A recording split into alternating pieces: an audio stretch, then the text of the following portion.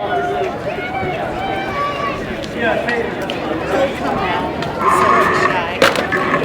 everyone. Call for this. I'm a member of the UNM Ethnic Student Alliance, and recently there was a brother shot in Cincinnati, shot in the head. He was pretty much executed by university police.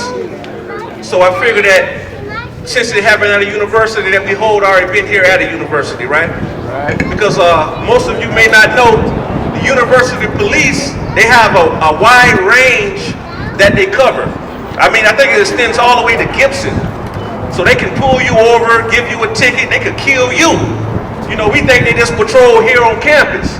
But come to find out, the university police, they have a wide jurisdiction. And I plan to look up that jurisdiction here locally to see just how much they cover so that we'll know. You know, and I think that should be restricted myself after that young man got killed for a traffic violation. Why are university police pulling people over for traffic violations? That's why we have the city police, right?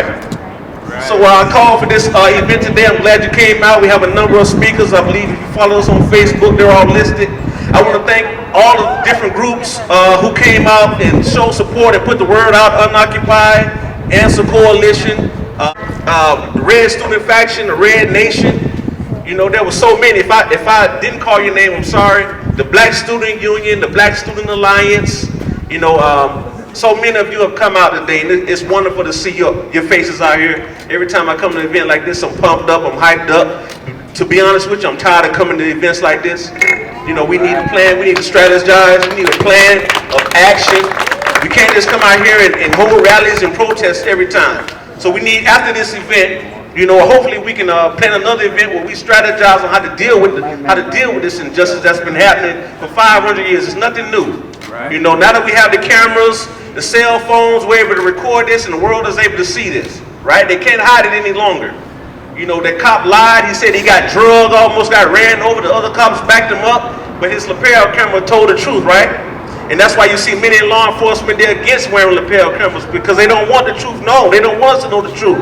They want to kill us and then make up a story like they've always done and get a pass like they've always done. But we're here to let them know that those days are over. We want all cops to wear lapel cameras. We want all of their cars to record traffic stops because we don't want to be victims. And that's what we are. They're painting us as the criminal when in fact we're the victims.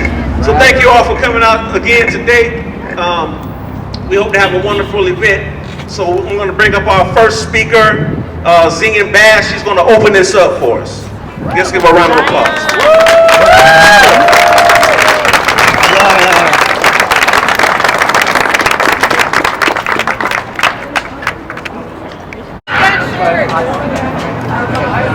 Let us come in peace. Let us remember our ancestors. I'm going to ask that we breathe in unison. We breathe in peace, and we exhale anxiety. Let's breathe in together through our nose. Breathe in that peace, and breathe out all of that anxiety and fear. Let's breathe in peace. Breathe in. Fill up your lungs. Breathe out all that anxiety and fear. Step back a little bit. We're going to breathe one more time. Let our feet be rooted in the ground where our ancestors are. Let us breathe in peace. Breathe in. And breathe out hate and fear. We must speak. We must speak the names of our ancestors, those who have fought and those who are killed. As I pour this libation represents our emotion. It is water, it comes out of our bodies, it comes into our bodies. The earth represents what we step on, where our ancestors are, and our connection to the natural world.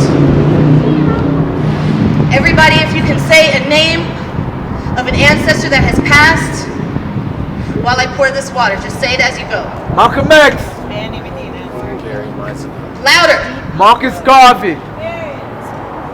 Medina. Betty Shabazz. Keep speaking. Christopher McKissick. Nat Turner. Bob Marley. Mahmoud Darwish. Let us breathe in peace, in through our nose, firmly rooted into the earth. Breathe in. And breathe out all that anxiety and fear. Firmly rooting our feet. Breathe in. And breathe out all that hate and anger. Look to the person next to you. Look at their face. Look at all these different colors that we have. Look at all these different hair textures, nose shapes. Breathe in one last time, breathing in.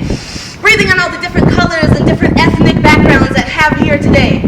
And breathe out all the distortion and confusion. Ashe.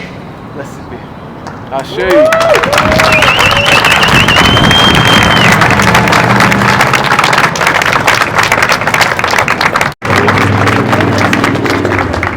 Thank you very much. And as you know, this city is suffering just like many other cities in this country, and many other countries are suffering also through the terrible prejudice, through the terrible misunderstanding of who we are. We are each other's sisters and brothers. You know, it's been a long time that Albuquerque has experienced these things. They were just covered over because, after all, brown and black lives did not matter. Many people were killed many years ago, and it was like it was routine. And that started that terrible spiral downward. So that today, even when they're told they have to wear the lapel cameras, they don't, because they feel pure and unadulterated impunity. They feel like there's nothing we can do about it. And let me tell you, we need to start doing things. I know that many of you have worked really hard, day in, day out, but we need to continue working. We need to continue electing folks who are going to pay attention to us. I have tried very hard. It's been difficult, but I'm proud to say that I have many sisters and brothers who know that I've tried hard, who know that I will continue. And yes, I'm stepping down from the city council, but I'm stepping forward in this fight. Thank you very much.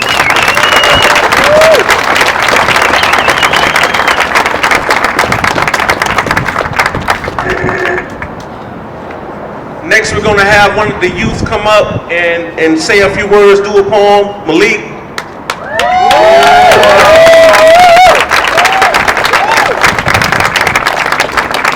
Everybody, my name is Malik Barrios, and lately I've been reading a lot of Langston Hughes, and I know that we're all aware of the negativity in our news, such as the police brutality, the corporate greed, and the racism. Yeah. But I came across a poem that was written in the 1930s that I realized a lot of the struggles that they went through are still pertain to us today, which makes me question, has America ever truly lived upon its creed? And the title of the poem is, Let America Be America Again. Let America be America again. Let it be the dream it used to be. Let it be the pioneer on the plain, seeking a home where he himself is free.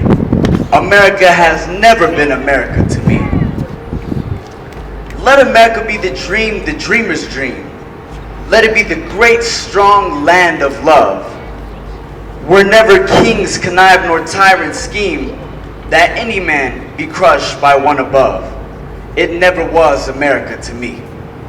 Oh, let my land be a land where liberty is free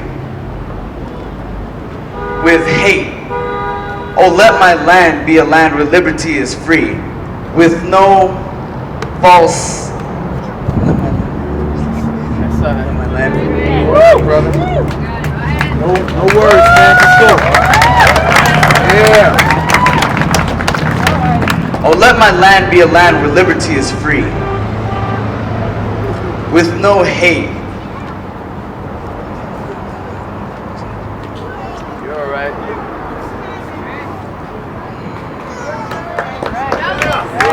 You're all right, brother.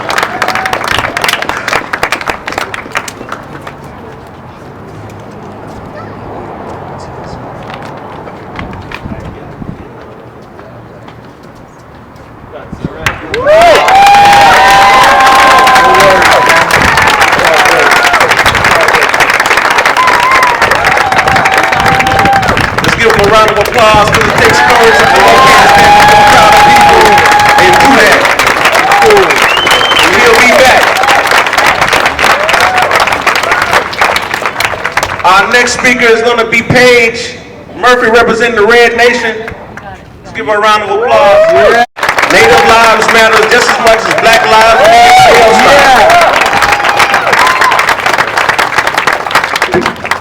Hey everyone, my name is Paige Murphy.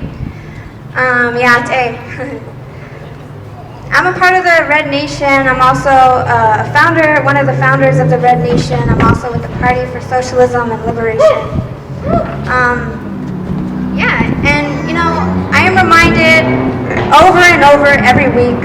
Every week I hear about black and indigenous people being systematically murdered by the police or racist vigilantes. And I know we all came here today because we are sick and tired of hearing of our relatives being violently murdered.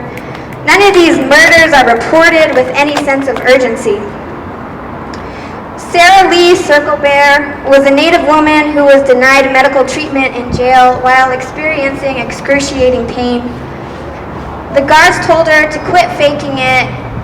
They told her to knock it off, and later she died in their custody.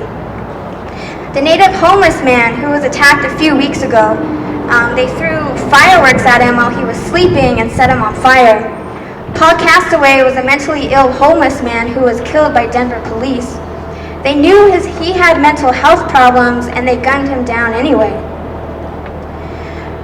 This country, this system is built on the genocide of Native people and the land theft, and as well as the displacement and enslavement of African peoples. Black and indigenous communities are deeply connected through struggle against colonialism, racial oppression, and white supremacy. Indigenous and black people are disproportionately attacked and targeted by the state. We are interconnected through systems of oppression that would prefer us not to exist and incarcerate us at a rate that far surpasses all nations of the world. Popular news outlets fail to report these deaths for what it is, as an act of racial terror. We have survived 500 years of racialized, gendered violence designed to remove us from our lands and assimilate us into a system of white supremacy. The idea that we should all remain positive and calm while over 1,000 indigenous women and girls are missing in Canada, while black people are gunned down in the streets by police officers and vigilantes every 28 hours, while the so-called justice system will not even provide a trial to the perpetrators of violence, is unbelievable and completely unacceptable. Right.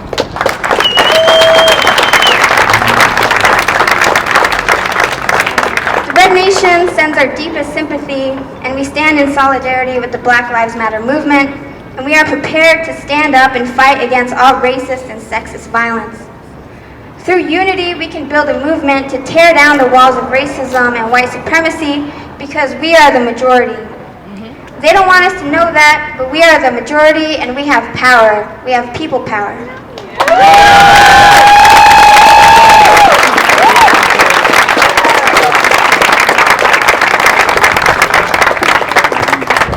Next, I would like to invite up Jacqueline Asamoah.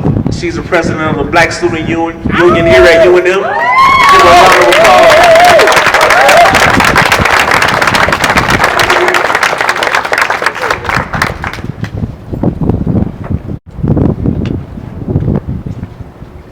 I'm going to use my phone as notes of reference because I might get a little expressive, so I'm trying to not calm myself down, but keep myself focused, okay? No apologies. So I'm going to first start off by one of the quotes it really speaks to me all the time. It's by Zora Neale Hurston. If you are silent about your pain, they'll kill you and say you enjoyed it. And I don't know about you, but I'm seeing a lot of accidents or suicides happening nowadays, and they're not saying a whole lot about it. They're saying, oh, you know, she was acting out or he was doing this, but deep down inside they know the truth. They know exactly what happened, and they're knowing exactly what they're doing to our people. So first, I want to start off by remembering all those lives that have been lost, killed, murdered, viciously taken from this earth. So if you could just bow your heads and just take some time and just realize that they're no longer here because of the white supremacy, because of all this hatred in this nation.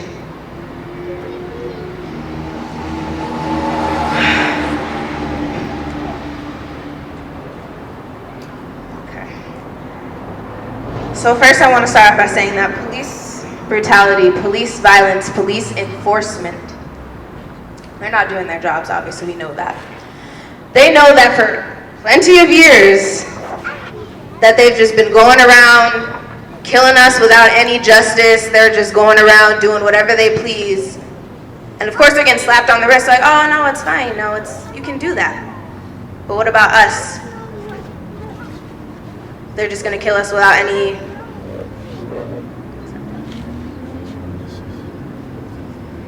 Just breathe it out, sister.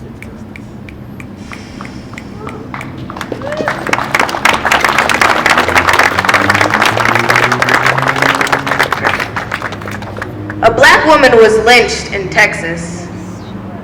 They don't want to say that. They really don't want to say that. You know why? Because it's still happening. For 400 years they've been lynching black people, people of color,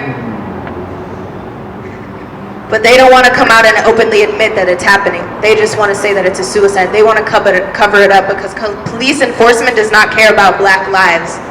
They do not care. And like Abdul said, I'm really tired of coming to protests and marching and walking around. I mean, that's the basic step, but what are we actually doing to solve any of this police enforcement, police brutality that they're doing? How are we even changing this? We can come around and keep talking on microphones all we want, but unless we hit them where it hurts, financially, politically, in their face, none of this actually matters. So like he said, unless we come together and we organize, they can just keep going on and we can just keep holding hands and singing whatever until we actually hit them where it hurts. So until that day, which I'm hoping is probably today or tomorrow, because if we don't start now, it's probably gonna get worse. That's all I have to say right now. But Black Lives Matter, all lives matter. I don't understand why they keep changing this hashtag, but we're focusing on black lives right now and they need to understand that.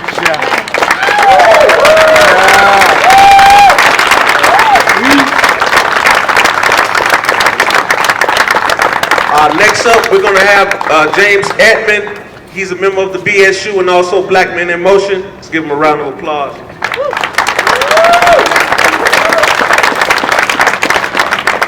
How's everybody doing? Good to see a lot of beautiful faces today. I just had wrote a poem about what happened in Cincinnati to Samuel DuBose. I'm also speaking about Sandra Bland and also the African Americans that lost their lives in South Carolina after the young white male went inside the church and killed those 9 black people. So I'm just going to recite a poem about it, so just bear with me. Even though I love the dark skin I'm in, the wrong move can bring my life to an end. A college campus cop just took a brother out. Another black man dead when he should have been shot. It feels like we no longer have our cerebral rights, and cops don't hesitate to kill black men on sight. We bring ourselves harm by being unarmed. When the cop shoots, it's too late to be warned. They are not made to protect and serve us, and I never met one cop I could trust. But I'm cool with that, I'm not a fool, I'm black. And dirty cops love to take shots at that, leaving my family broken with despair just so they can lie and know they don't care. Black lives will never matter in the USA when you interpret how we're killed every day. Sandra Bland lost her life behind bars. Samuel DuBose was murdered in his car. A psychopath killed 9 black people in church.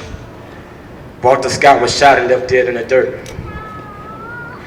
Since things won't get any better, we have to learn to stick together.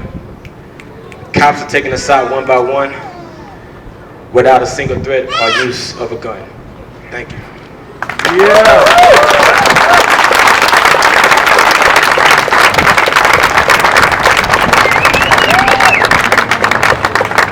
Thank you, James.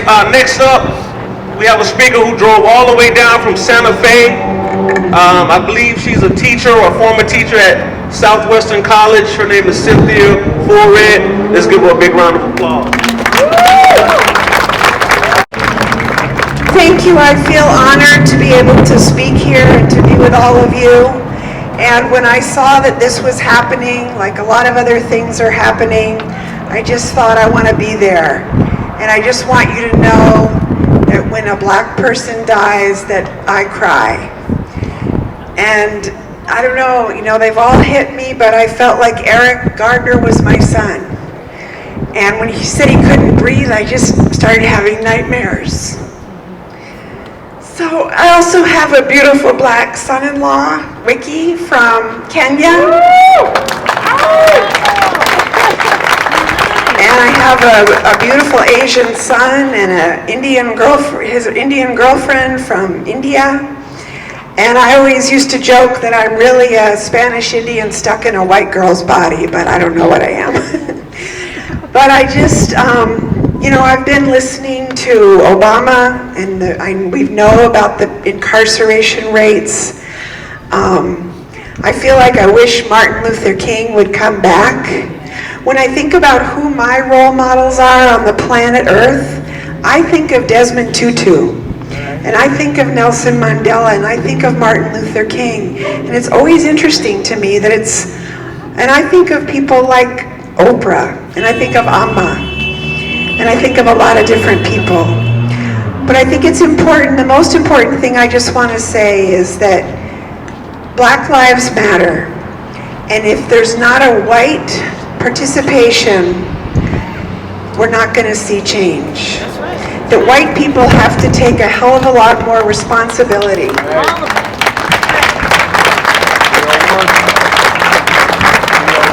There was an editorial in the New York Times recently, and it was called I Racist.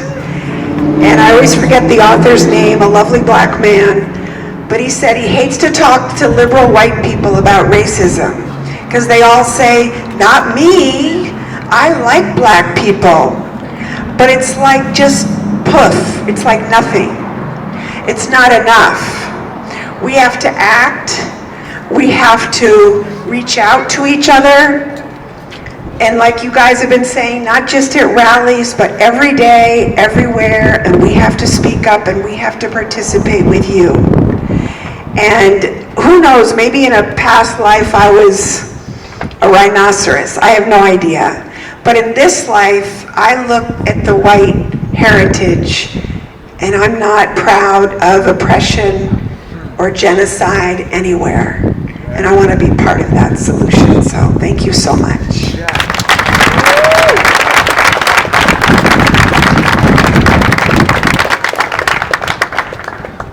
Coming up next, we're going to have Father Frank Quintana.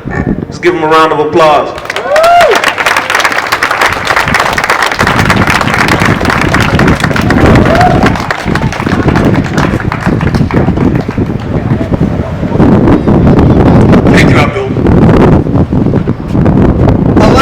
To share with you 3 short passages from the Hebrew Testament and from the New Testament.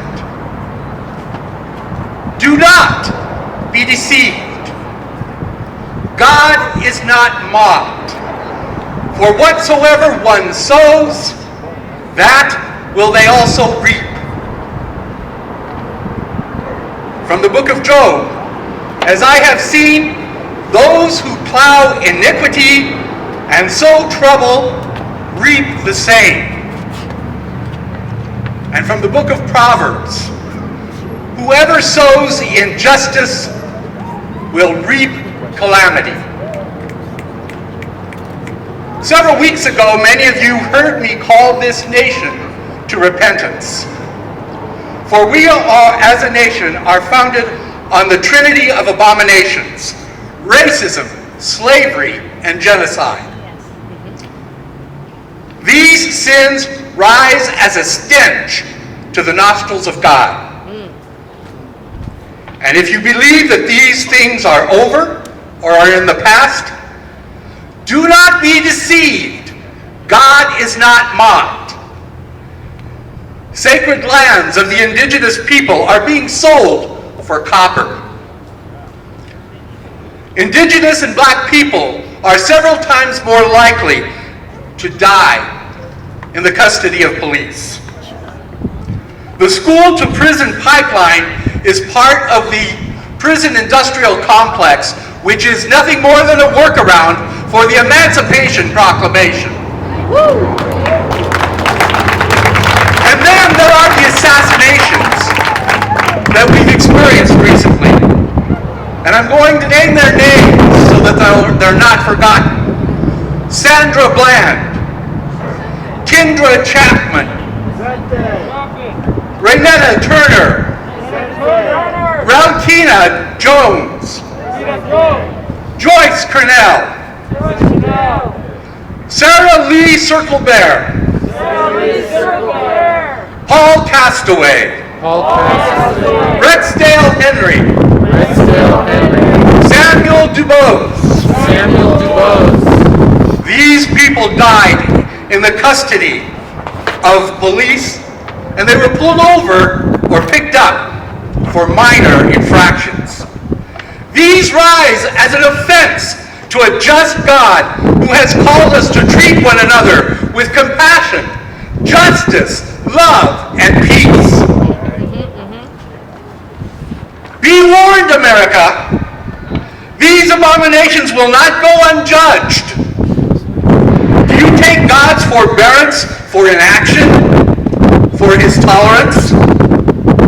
Foolish. Do you really think these crimes will go unpunished? How ridiculous. Do you think that your sense of privilege will spare you? No, indeed.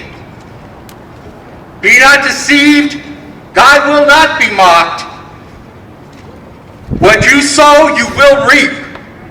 As you mistreat another human being, as you abuse another person, God takes it as a personal affront to himself, because these individuals were created in his image and likeness. God's judgment may come. You may not know when it will come, and it may not come from where you do, and it may come from where you do not expect. But the righteous indignation of God will rise up in the breasts of his people, and it will be a time that cannot be held back. And so I call out to the people of God, raise up your voices, cry out against the violence, shut down the bullying, decry the supremacy that is destroying our land. And I repeat and appeal to law enforcement that I have cried out before. Brothers and sisters, you come from among your own people. You are killing your own sisters and brothers. You must subordinate your impulse, your training, your violence to the law of God, which says, "Thou shalt not kill." No police officer is obliged to counter the law of God to any protocol of training. Recover your consciences. Respect human dignity. In the name of God, in the name of these suffering people, I implore you, I beg you, I order you, stop the goddamned killing! Stop the killing! Stop the killing! Stop the killing! Stop the killing! Stop the killing! Stop the killing! Stop the killing! Thank you. God bless you.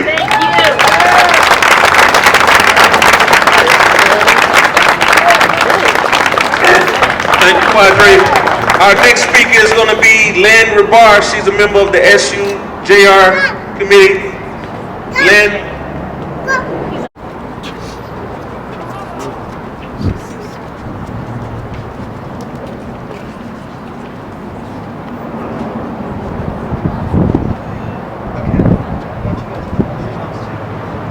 Hi, I know he introduced me as Lynn Rebar, but that's my Facebook name. Like a lot of us have. My name is Shorty Johns, and I am a member of SURGE, which is Showing Up for Racial Justice. And I am here with a couple of my comrades. It's a new organization. I'll let them introduce themselves briefly. Hi everybody, I'm Deborah Hill, and I'm here because our group focuses on educating and helping white folks figure out what's going on so that we can support this movement and actually do something. Yeah. My name is Ivy Costello, and I'm here with Serge as well, and I believe that it's, white people need to act now and in solidarity with people of color. Now, as I said, we're a recent addition to New Mexico. The actual organization is national. It's been around since about 2009, and I'll bet some of you can guess why it was created. What happened in 2008? We elected our first black president, and immediately after that, racists in this country began rising up, castigating him for his ethnic, his racial background, his skin color. They made visages of him in ways that no other president probably since the 1800s has had to put up with, and no one should ever have to put up with. And so a group of people got together and said, no mas. They said, no more. We're going to stand up against this kind of racial bullying against the president, and then extended it out to all groups of people, all people of color, and wherever there is oppression, wherever there is injustice, wherever there are crimes of this type committed against people of color, that's where Serge is going to be. So we are white allies. And I'm not going to say all lives matter. I'm going to say Black Lives Matter, because that is this time. All lives matter goes without saying, doesn't it? But Black Lives Matter is happening now because we live in a time where the police, government agents, other people who are supposed to be upholding the law are gunning down innocent black people for basically no reason. It doesn't matter whether they surrender. It doesn't matter whether they fight. It doesn't matter what they do or how they respond to that authority. They're still being choked to death. They're still being gunned down. They're still being mistreated, and they're ending up dead like Garner. They're ending up dead like Mr. DuBose. All of these people do not deserve this kind of treatment. And nobody here deserves this kind of treatment. And that's why Serge was created, and that's why we have a new branch here in New Mexico. We exist both in Santa Fe and in Albuquerque. And so now I'm just going to kind of reach out to any white people in the crowd who want to get involved, because wherever Black Lives Matter goes, we'll be there. If you're in the streets, we're marching with you. If you're speaking out, we're standing behind you. We are not here to lead, we are here to follow and support. And that doesn't mean as an ally that we just say that we support Black lives. It means that when there's an action, we're out there with you. No matter what you do, we're behind you. And that's just the way it's going to be from now on. All right.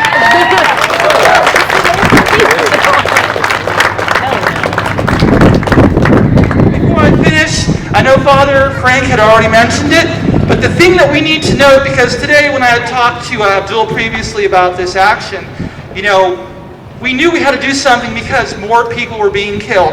And I know there's Mr. DuBose, and I know that there's Sandra, but what we need to realize is that this pattern of violence goes on and on. When the media talks about Sandra Bland as being some kind of extraordinary situation where a woman just suddenly shows up dead in police custody, the reality is in the month of July of this year, 5 black women show up dead in the same month in this country. For what reason, no one seems to know. And so we cannot stand for this. And so I'm just going to read off their names real briefly. Joyce Cornell, Raynette Turner, Kendra Chapman, Sandra Bland, and Ralkita Jones all passed from this place in the month of July. So I hope that you will keep them in your hearts and minds like we do, and that when these new actions come up, you'll remember these people, to stand up for justice for them and for all the kids who are coming up, so that they no longer have to put up with this kind of abuse. And the last thing I'm going to say is, we have a sign-up sheet for the organization right here. So for any white folks who want to join us in supporting Black Lives Matter, just come see us. Thank you.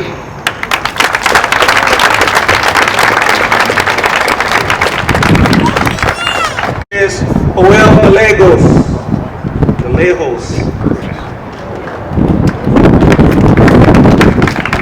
Thank you, Abdul. I don't want to talk too long, but I just want to hit on a couple of points, certain things that people may not necessarily realize, and that is that, you know, when we think about racism, racism goes beyond just, you know, somebody saying something that's racist or somebody holding racist views. We're talking about systemic racism. We're talking about the racism that has laws behind it, that has an armed police force behind it. We're talking about that sort of racism, which is much different and you know, much more difficult to defeat. I mean, when we look at even how the system is set up against us, and it's been this way since the beginning. You know, from the beginning, the only people who had the power to vote were wealthy, landowning white men. And people will say, well, you know, that's changed. Well, really, has it actually changed? Do women have the same voice as a rich white man? Do poor white people have the same voice as a rich white man? Black people certainly don't. People of color, Native American peoples, they certainly don't. And I think that's obvious from, you know, what other people have said coming up into this mic. And I think that we have to be prepared to take that on. Unfortunately, we do not have, you know, the same resources as the state does. We don't have an organized force. We don't have institutions like they do. We don't have billions of dollars at our disposal. But what we do have is people power. There are more of us than there are of them. And we outnumber them quite a bit. Almost 100 to 1, probably even more than that. Probably 1,000 to 1, really. And they divide us. They divide us on color lines. They divide us on social equity. You know, you have people who may be doctors and lawyers who have maybe a couple of $1,000s more in their bank account than the rest of us, you know, but they're only a couple of paychecks away from being just as broke as me and you. And it's about having that consciousness and building that consciousness, and I think that's what we're doing here today. And I think that, you know, things like this do matter. You know, small actions like this do matter, because from here, we can organize ourselves, you know, beyond just talking behind a microphone. We can do it through social media. We can record what's going on. You know, have a record of history, because that's another way that these institutions try to erase us. They erase us from history because there's nobody there to record the fact that we're here doing what we're doing today. I mean, how many people, raise your hands, know who Martin Luther King Jr. was? Yeah, almost everybody. Now, a show of hands, how many people know who Paul Robeson is? Oh, that's good, that's good. But nearly not as many people. And I'm really glad that that many people know who that gentleman is. And if you don't, you should go research him. I'm not going to try to explain who he was here. And I think that that's something that we've got to do. We got to get out in the streets and do more than just talk behind a mic, because there's more to the struggle than just that. There's the stuff that people don't realize has to be done. People who need to make phone calls, people who need to put an internet listserv out, people who need to do research in history to prepare a talk, people who need to show movies and films to educate the youth, people who need to just hand out flyers to let people know what's happening. These are the things that we need to do. And that's the hardest part. Anybody can be a loud windbag and, you know, make a lot of declarations behind a microphone, but not everybody can wake up at 6 in the morning, go to an office, not get paid for it, and make phone calls to mobilize people for a protest. That's the hard part. So I encourage everybody to get more involved. I'm with the Party for Socialism and Liberation. If y'all are pretty interested in what that's all about, you can approach me. There's a lot of other comments around here too as well from the PSL. And I hope that I see more of your beautiful faces at further other actions in the future. Thank you. There's Mahaleen Butler.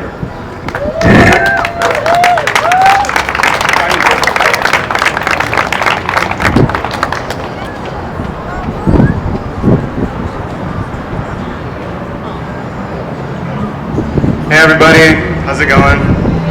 My name is Mihailin. I'm a little exhausted and tired.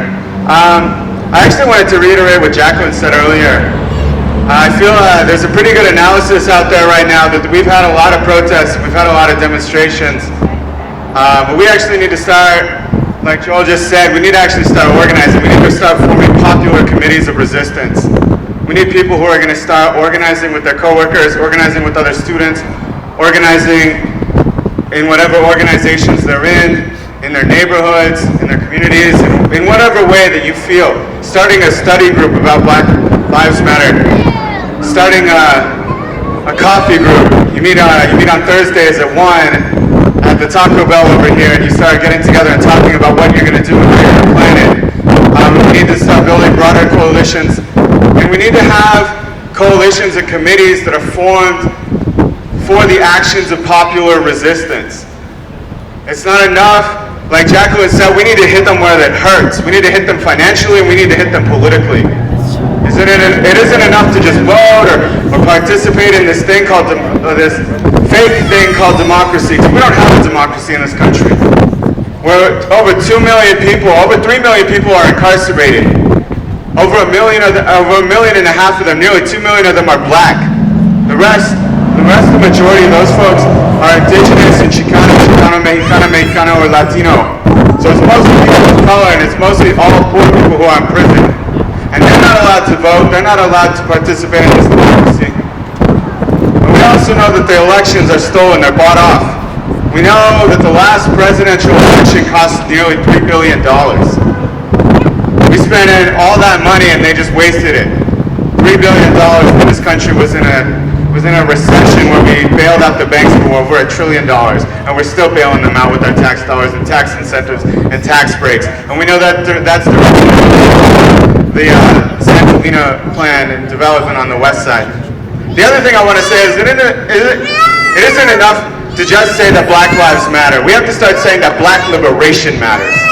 We have to start saying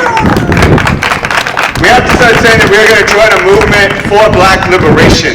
This is an era, we are living in an era where, once again, Black churches are being burned, where Black people are being shot, where Black activists are being targeted and assassinated. So our response has to be one in which Black liberation is on the agenda again, where revolution is on the agenda, a revolution that transforms this racist, sexist, heteropatriarchal, capitalist empire that is wasting all of our money. All of our money is going towards policing us, building more prisons here domestically and killing us here domestically, while killing Black people, Asian people, Arab people, brown people, and indigenous people all over the world who are being murdered with our tax dollars and our broad support. So we need to resist that support. We need to start forming committees of resistance. And that's what I want to see. I'm with the Red Student Faction. It's a small student group here at the university. We've worked with Black Student Union, we work with Metro, we work with the Dream Team, we work with other students at the university. We're trying to build a plan to take this institution over for the people. If you're interested in that, join me. Also, there's a lot of other groups that are here today, and I want you to talk to them, and I want you to get organized, and I want you to be committed. Like Jacqueline said so eloquently, I want it to happen today. I want it to happen tomorrow. And I know it's a process, right? Where a lot of us are poor, we're working class. I just had to move out of my apartment because I can't pay rent. Thankfully, I just got 2 jobs. The American dream, right? So I won't even be getting paid until August, so I'm gonna have to step back a little bit and see where I'm at financially, but I still want people to know that I'm down to struggle. I'm down to share everything I got because I want liberation, I want freedom. The last thing that I want to ask you, these are a couple questions that I've been thinking a lot recently. So I want you to answer truthfully. Like if you're not down, definitely say that you're not down, but if you are down, I want to hear a big giant yes. These are 3 very important questions that I ask all people who say that they're committed, because I want to know if you're actually committed. And a lot of us want to know if you're actually committed. So the first question is, are you aware that this system is messed up completely? That we don't need just reforms, but we need systemic change? Are you going to take the time and the opportunity to dedicate yourself and commit yourself to doing the intellectual work of reading and studying about the material conditions, because without a clear analysis, we don't know what's going on. We don't know. So are you committed to doing the reading, to doing the studying and the education, to educate yourself, to grow and develop as a revolutionary? Yes! And are you committed to either joining existing organizations or building new organizations? Are you committed to growing mass popular revolutionary movements in this country? Are you committed to doing the day in, day out work? Because without organizations, without analysis, without theory, and without dedication and commitment, we aren't going to get nowhere. We're going to be 40 years where we were 40 years ago. And we need to move 40 years from now to where we're going to have a revolution. So are you committed to building organizations, building movements, joining people around you, joining your friends, calling them on the phone and telling them to show up? Awesome, that's what I want to hear. That's exactly what I want to hear. The other thing is that I think that it's time that I think I said it all.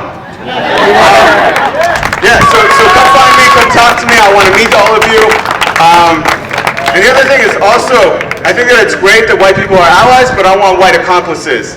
I want white people to start showing up as revolutionaries themselves.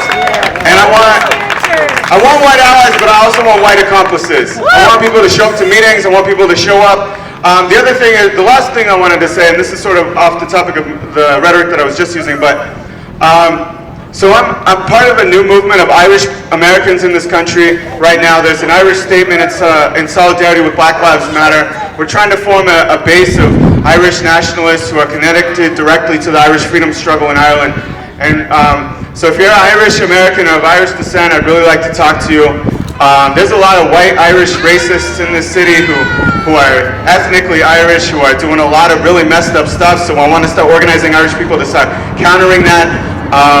We want to start working with oppressed nationalities because Irish and Black people also have a history in this country of being in solidarity, and then also Irish people selling out that solidarity. So we want to flip that narrative and flip that script. So as they would say in Ireland, Chucky our law, which means, I'll repeat that. In Ireland, our revolutionary slogan has always been Chucky our law, which means our day will come. So I wanted to let you know that if we put in the work, we do the reading, we do the studying, we do the mobilization, that our day will come. So thank you. Thank you all so much. Back to the stand is Malik. Let's give him a big round of applause.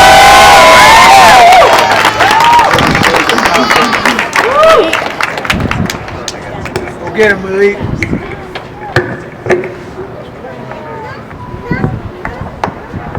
Okay, so let America be America again. Let it be the dream it used to be. Let it be the pioneer on the plain, seeking a home where he himself is free. America has never been America to me. Let America be the dream the dreamers dreamed. Let it be that strong land of love where never kings connive nor tyrants scheme, that any man be crushed by one above. It never was America to me. Oh, let my land be a land where liberty is crowned with no false patriotic wreath, but opportunity is real and life is free. Equality is in the air we breathe. There's never been equality for me, nor freedom in this homeland of the free. Say, who are you that mumbles in the dark? And who are you that draws your veil across the stars? I am the poor white fool that pushed apart. I am the Negro bearing slavery's scars. I am the red man driven from the land. I am the immigrant clutching the hope I seek, and finding only that same old stupid plan of dog eat dog, of mighty crush the weak. I am the young man full of strength and hope, tangled in that ancient endless chain of profit, power, gain, of grab the land, of grab the gold, of grab the ways of satisfying needs, of work the men, of take the pay, of owning everything for one's own greed. America never was America to me.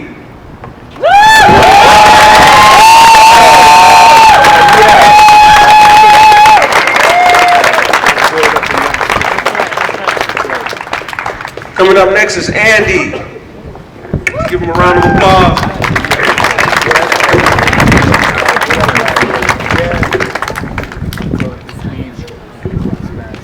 Hi, thanks all. My name's Andy. I'm an independent journalist here in Albuquerque.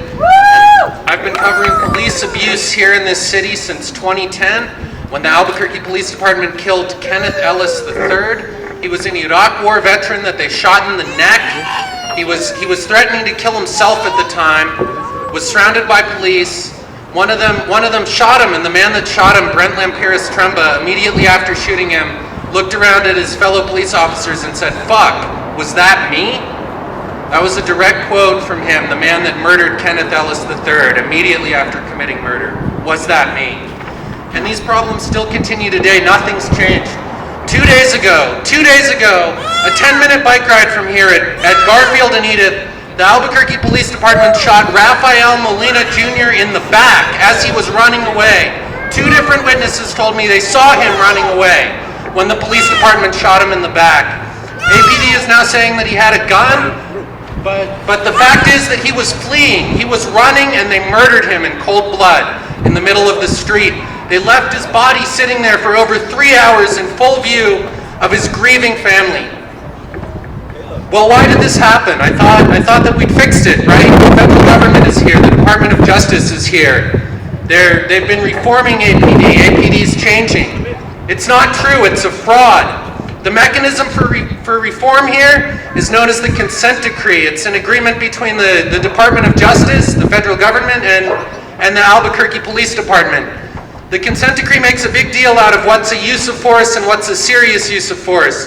Well, according to the federal government, according to the Department of Justice, they can tase us for 15 seconds, and that's not a serious use of force. Only on the 16th second is it a serious use of force. They can hit us with a baton 3 times, and that's a regular use of force. Only on the 4th strike does it become a serious use of force. Well, if it's a serious use of force, what does that mean? What do they have to do? Well, they have to write extra reports. Who's allowed to see those reports? Not us. Not us. The police oversight, the Civilian Police Oversight Agency is allowed to review those reports, but they're completely unaccountable. They're appointed by the City Council, who has failed us time and time again. The current head of the Civilian Police Oversight Agency is Robin Hammer. She was the internal investigator, head of internal affairs at APD, before becoming the head of the Civilian Police Oversight Agency. Reviewing 49 police shootings during her tenure there, she found that all of them were justified. The consent decree can't help us. It hasn't helped any other city where it's been implemented. And the Department of Justice oversees the U.S. Marshals Agency. 3 people in Albuquerque last year. One of them, they refused to release his name for 2 weeks. Well, that's a crime. That's an international crime against humanity, codified in international law, signed by the United States. It's called forced disappearance. A state cannot murder someone and release his name. Well, the Department of Justice thinks they can. They still haven't released any other information on that shooting beyond the man's name. They haven't told us if he was armed. They haven't even told us what other agencies besides the U.S. Marshals were involved in the shooting. And this is the group that's here to save us. This is the Department of Justice that's here to reform APD. It's a fraud. They won't help us. And the killing of Rafael Molina Jr. 2 days ago shows that very clearly. Thank you.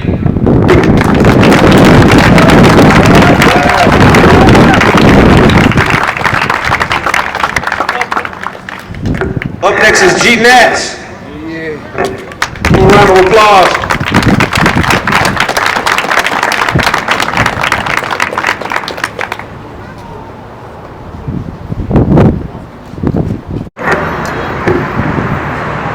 Let's change the perception.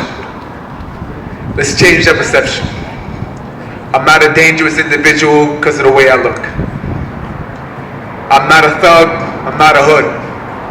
I grew up around warriors, survivalists, people that learned to obtain in the harsh realities of the inner city.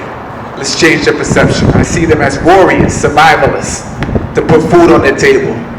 Warriors, survivalists that self-educated themselves in order to know who we are in America and who we were in royalty to know who we are, the fullness. So for the warriors out there, I represent you. What keeps this warrior from flashing the gun? What keeps this warrior from shedding your blood? Cause it's the flood of trouble. Not only does it double, it quadruples. I stay sharp using my scruples. B plus a prison bench, non-equivalent. Any box makes my soul feel extreme torment. I can't imagine those scars of men behind their bars. I cruise the boulevard, free from every charge. They lay in prison lives, we can't shackle the minds of men. With these balls, maybe never stop fighting. Cause we indicted for secret plots, they can't hide it. We hungry and there's low income jobs provided. For this we move on the streets like robbers and pirates. In the past we were royal, our nation's undivided. This makes my gut sing. Though my diet is organic, I strap on my black boots from Freedom Store to get kicked down. Come test me if I mess around. Touch me with a finger, I'll lay you on the ground. Fire upon white or black oppressors. Fire upon all devil men who try to provoke and rebuke my life, my heaven. And the films they use it to get a brother's money. Life is exchange, sis. I suit you, you suit me. To the queens, there's no complaints. Who carry souls like a saints? Teach morale to your children while society taints. But this poem right here is how I chose my own fate. Business owner, no gangster, to stack up the paper. I'm a father and warrior, cause this world needs soldiers to defend this legacy. I use proper weaponry. And ain't no mysteries to my enemies which weaponry it be. Yes, I'm a peaceful man, but you won't like me when I'm angry. I'm polite, peaceful, act with courtesy, but lay your hands on me, you wind up in the cemetery. The warrior's definition, be thinking when I'm living. Be a loyal citizen, and let's threaten with aggression. We send that one out to the one Marcus Garvey and Malcolm X. Ja. Now, with all the visions and all the powerful words I'm hearing towards unity, because that's all it is, it's unity. We're speaking of unity and equality, and it's something that's afflicting African men and women that look like me. Let's be real, let's be honest. If I'm walking on the street, fatigue pants, with a certain hip-hop style, based upon where I was born and raised, there's that tension. There's that tension, that real psychological tension regarding the matter. Now the interesting part is that I was born in Massachusetts, Boston, Massachusetts, a very harsh ghetto, and that same tension that we draw as African men and women because of the way we dress and the way we carry ourselves, we carry that same tension when we see police. When we see them, it's uneasy. Versus that of a role model. It was uneasy. I watched people get brutalized. I ran for my life from K9s on the streets of Boston. So I had this dream that I remember vividly and that I would share. I call it police fatality. You know the phrase, they're supposed to serve and protect. All we see them is breakneck, cars wreck, cash checks from the suburbs to the projects.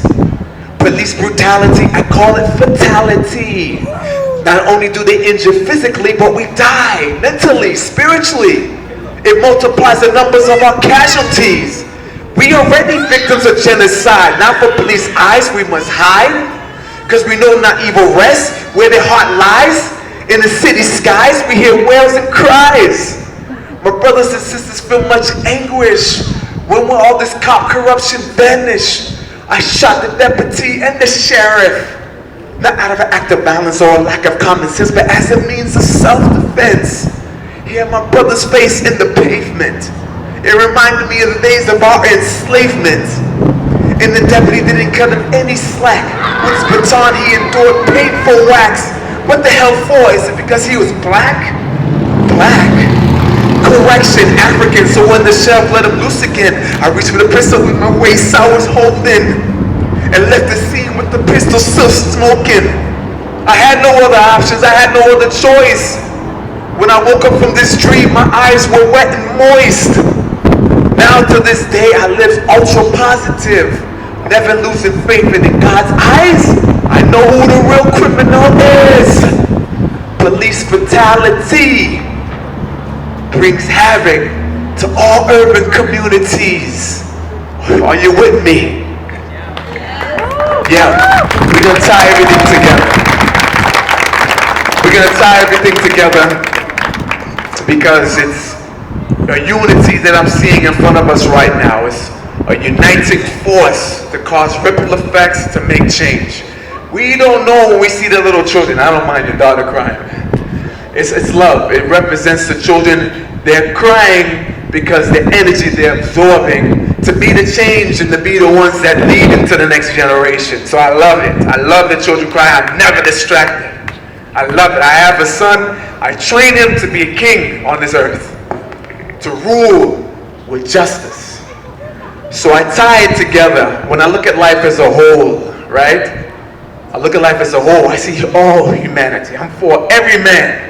But I love where we're from. I love our culture. And I love everybody's culture. I came to New Mexico to build with the Native American culture and to meet everybody that I meet in life. So I look at life as a whole and I see, man, everybody is like a garden in their own way, right? Everybody's a garden. So I wrote this one called We Are Gardens. I grab my pencil. I sit in a spot that's tranquil, peaceful thoughts of the goals that I want to accomplish. Dismiss thoughts that's selfish.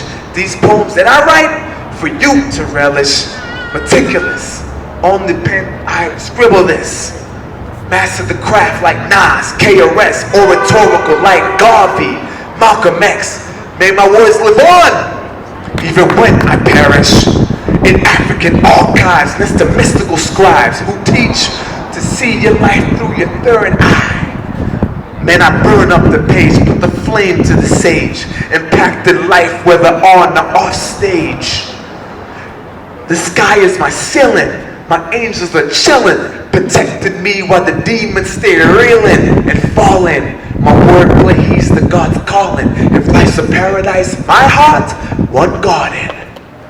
Photosynthesis is divine. When plant life's energized through the sunshine. With me, that's a line, that's why I love the morning time. I feel my energy rise each time I open my blinds. When I'm out, like vines, our lives intertwine. Interacting and acting in cordial fashion. Good friends are made and foes subtracting. May their gardens turn to dust from water they lacking. No water supply. Their roots start cracking, arid and barren, their hearts uncaring. Their gardens are hardened, no way for planting. I plant enough seeds with a number of good deeds. May love be harvested for many to feed and pass on, solidify our connection. May it pass the many gardens to more to blossom. Nightly I escape through my heart's landscape. When I take deep breaths and pray and meditate, my garden's picturesque, the work is tedious. Tilling, planting, water, mulching, grow herbs for maladies and crops for munching. Mint, chamomile, sage, basil, and I beautify my gardens with tulips and daffodils in a garden made of stone. A fountain made of stone keeps my thoughts still. As my garden flourishes, the love nourishes every inch of my heart. My soul replenishes, but my God is not the highlight within my acreage. There's a plot of land where my ancestors lived, an arboretum of trees from their roots deep within. Let love grow and prosper. God fosters an environment that deters malefactors. If life's a paradise, Jah is the water. One love.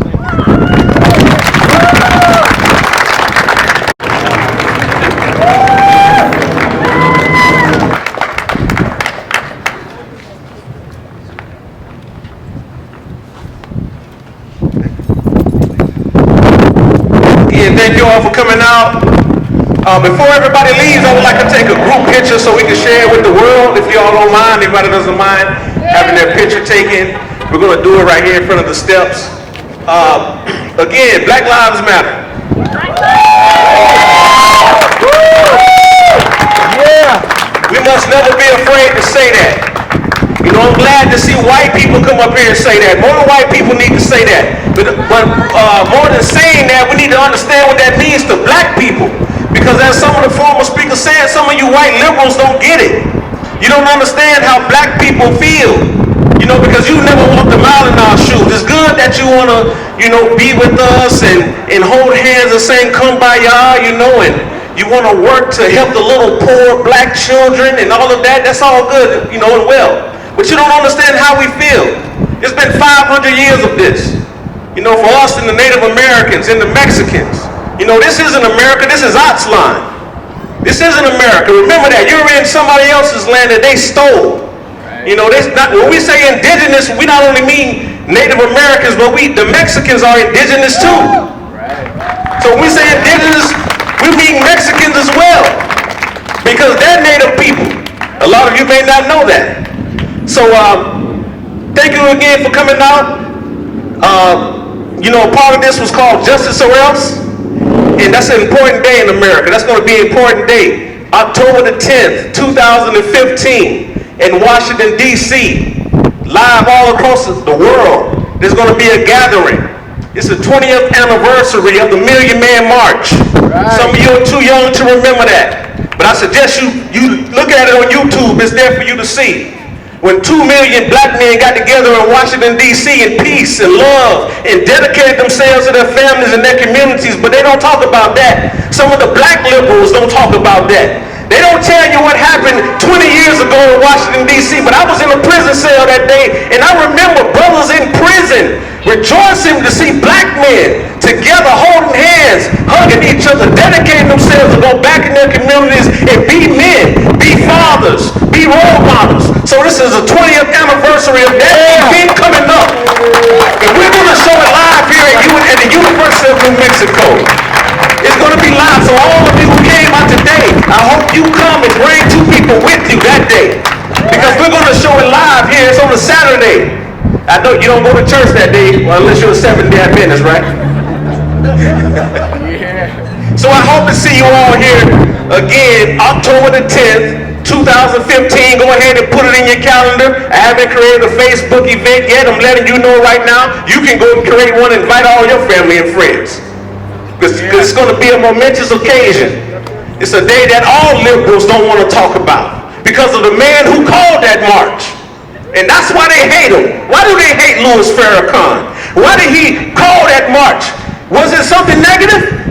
Did you know that they had the National Guard waiting underground in Washington, D.C., waiting to come out of the ground and kill those black men because they thought those black men were going to go there and cause hell. But they came in a peaceful manner.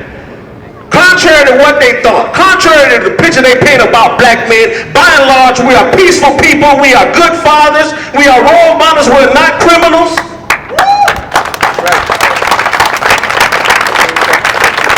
So regardless of the picture that they paint, we know the truth. Some of you know black men, and you know they're good people. But it's always the bad apple that they promote, right? So October the 10th, 2015, I'm not going to say some of the things I wanted to say today. You know, but October the 10th, 2015, and the message is justice or else. Now, for me personally, I'm down with the or else part because I don't believe they're ever going to give us justice. So a message to you brothers in Anonymous, I definitely want to say something to you. I know you're ready to direct some havoc, to burn down something. I'm with you. I'll burn it down too. But that's not how we're going to solve this problem, Anonymous. We must be organized. We must be strategic. They want us to come and burn down stuff. We did it in Watts in the 60s, and what did they do? They came in and they gunned us down. They killed us. Let us not forget that history. The brothers and sisters burned down Watts and they were gunned down. How many of us know that? So they're waiting on us to burn down stuff, burn down buildings, you know. But again, I have another call. Donald Trump has a problem with Mexicans. You know, I hope he gets a Republican nomination. I'm sorry to all you feminists. I'm a feminist too. But I'm no big fan of Hillary Clinton. You know, she's a neocon. I remember what her husband and Harry Reid said about Barack Obama when he was running for president. They didn't think anybody was listening. They didn't think they were being recorded. But I remember what her husband said. And I remember the vicious campaign she ran against Obama. And no, it's not just politics. I'm sorry, it was personal. So I'm not a big fan of Hillary. I'm more of a supporter of Barry Sanders. I'll admit it. And I'm not against Hillary because she's a woman. I'm against her because of her politics. But I want Donald Trump to be the nominee for the Republican Party. He has a problem with Mexicans, even though he has someone work for him. So my call is for us to organize a boycott. It is a Hispanic community which primarily keeps the economic engine of this country flowing when it comes to its farming industry. So since they have a problem with Mexicans, you really don't matter to the Republican Party or to white supremacy. So my call is that for next year, the year of the election, that we organize with the farm workers in the farm workers movement. Brother, I believe his name is Vladimir Vasquez. Brother Vasquez, from the Peace and Justice Center, you brought him here. It was an honor to meet him. That we reach out to him and the other farm workers unions. And that we call for a 60-day or a seasonal boycott. We're going to boycott America for a season. We're not going to send our people out there to pick their fruits and vegetables. White people, you say they're taking your jobs, right? Well, we're going to give you some jobs. We're going to help you be job creators. We're going to call on our Hispanic family not to go out there and pick those fruits and vegetables and to stay home in Mexico. Stay home for a season and let's see how that hits the economic pocket of white supremacy. So that's my call. Help me to organize that. We want our people to stay home for a season and see, do Mexican lives matter? Thank you very much. May God bless you all. Thank you all for coming out. And let's get together and take this picture. Much love. Peace.